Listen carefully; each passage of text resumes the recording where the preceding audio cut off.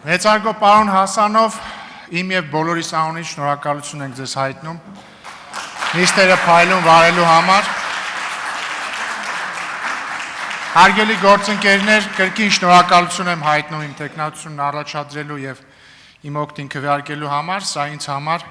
մեծագույն պատիվ է և ես ամբողջությամբ պատկերացնում ենք այն պատասխանատվությունը, որը գալիս է այս որոշման հետ միասին և ամեն ինչ կանեմ ձեզ չհիասթափեցնելու համար, հարգելի ընդդիմադիր գործընկերներ, այն փաստը, որ դուք չեք քվեարկել իմ օգտին, ոչինչ չի նշանակում մեր հարաբերություններում, ես պատրաստվում եմ լինել ամբողջ ազգային ժողովի նախագահը։ Այժմ անցնենք օրակարգային հաջորդ հարցի քննարկմանը։ Քննարկում ենք ազգային ժողովի նախագահի 3 տեղակալների ընտրության հարցը։ Ազգային ժողովի կանոնակարգ սահմանադրական օրենքի 137-րդ հոդվածի համաձայն ազգային ժողովի նախագահի տեղակալների պաշտոններում պատգամավորների կազմից թեկնածուների առաջադրման իրավունքը պատկանում է խմբակցություններին։ Ազգային ժողովի նախագահի 3 տեղակալներից մեկի թեկնածուն կարող է առաջադրվել միայն ընդդիմադիր խմբակցության կազմում ընդգրկված պատգամավորների թվից։ Ազգային ժողովի նախագահի տեղակալներն ընտրվում են գաղտնի քվեարկությամբ պատգամավորների ընդհանուր թվի ձայների մեծամասնությամբ։ Ազգային ժողովի նախագահի տեղակալների պաշտոններում առաջադրված թեկնածուների ընտրության հարցը քննարկում է կանոնակարգի 135-րդ հոդվածով սահմանված կարգով։ Ազգային ժողովի կանոնակարգ սահմանադրական օրենքի 33-րդ հոդվածի 7.1 մասի համաձայն, եթե ազգային ժողովի նախագահի տեղակալի թափուր պաշտոնում թեկնածու չի առաջադրվում,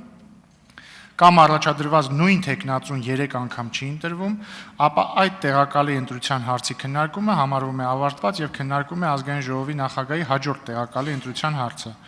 Եթե ընտրվել է ազգային ժողովի նախագահի առնվազն 1 տեղակալ և ազգային ժողովի նախագահի մյուս տեղակալների ընտրության հարցերի քննարկումն ավարտվել է, ապա ազգային ժողովի նախագահի 3 տեղակալների ընտրությունների հարցի քննարկումն ազգային ժողովի առաջին նստաշրջանում համարվում է ավարտված և քննարկում է օրակարգային հաջորդ հարցը։ Ազգային ժողովի նախագահի տեղակալի առաջին պաշտոնում թեկնածու առաջադրելու համար ձայնը տրվում է Քաղաքացիական պայմանագիր խմբակցության ղեկավար Արուսյակ Մանավազյանին, համեցեք։ Քաղաքացիական պայմանագիր խմբակցությունը ազգային ժողովի նախագահի տեղակալի թեկնածու առաջադրում Հայկ Կոնջորյանին։ Շնորհակալություն։ Ազգային ժողովի նախագահի երկրորդ տեղակալի